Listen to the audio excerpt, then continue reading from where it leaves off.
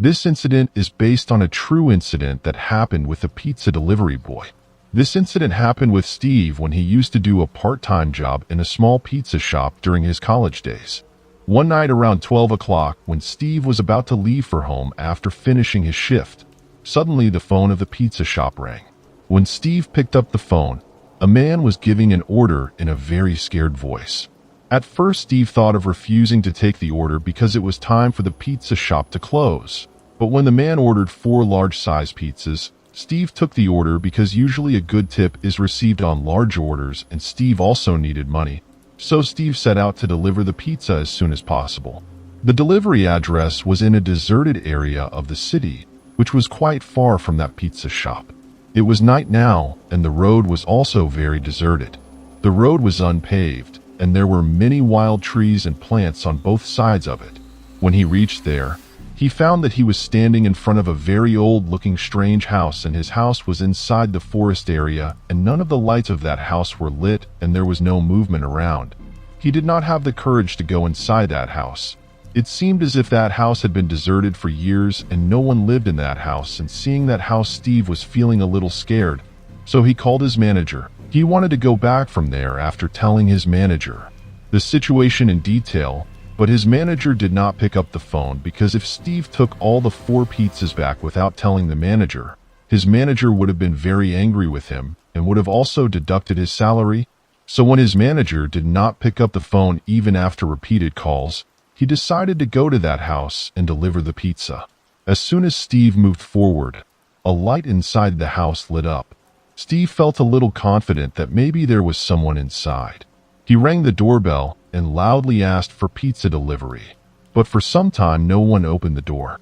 Steve rang the bell again, and he heard someone's footsteps from inside, but then no one opened the door. Steve was about to go back when suddenly the door opened on its own. Steve entered inside a little nervous. A dim light was on in the hall, and there was no one there. Steve called out, "Hello, hello, is anyone there?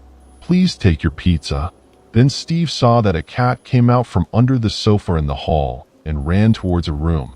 As soon as the cat entered that room, the lights and TV of that room turned on. Along with this, the sound of small children doing mischief and laughing started coming. Steve felt that maybe someone was playing some kind of joke with him.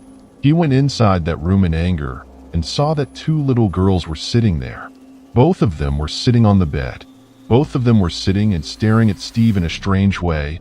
Then Steve started telling them that he was ringing the doorbell for a long time, and they were not opening the door, and Steve was getting angry at them, but both of them were still sitting there and staring at Steve without saying anything. Then Steve again said, "I have come to deliver pizza, and is there any elder in your house from whom I can take the payment?" Suddenly the color of those girls' eyes became white and their silence turned into a dangerous laughter. Both of them pointed towards the door of the room, which was behind Steve.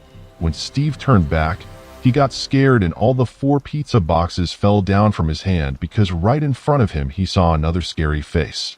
And when he left from there, the shadow of that woman and those 2 girls was standing at the door of that house and was watching him go. Steve also reached a little distance, and then he felt that his bike was breaking down. Suddenly the sound of the bike slowing down started coming, and the bike stopped.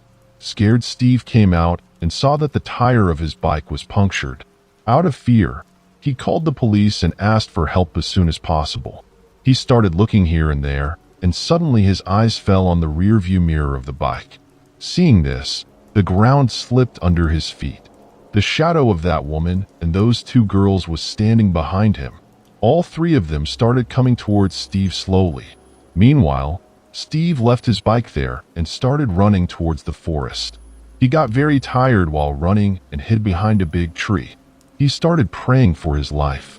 After a while, he heard the sound of police siren from a distance, and he used his remaining courage and started running back towards his bike. When he reached his bike, he saw that the police was checking his bike. He told the police that he was unable to do anything. He told them everything and took them to that house. The police went inside the house and investigated, but they found no one except a wild cat in the house.